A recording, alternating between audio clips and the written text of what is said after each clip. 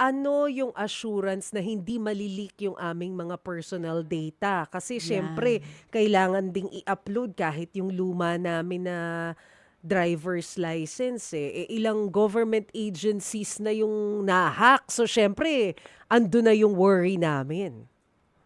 Opo. Ito po habang yung dine-develop po natin ito, ipinakita po natin ito sa DOTR, even sa Office of the President po.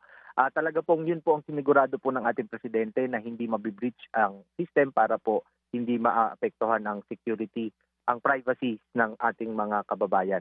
At meron naman po through the help of DICT naglagay po ng mga may term po sila sa IT, may naglagay po ng mga security features po para po hindi ma-compromise ang privacy and details ng ating mga kababayan.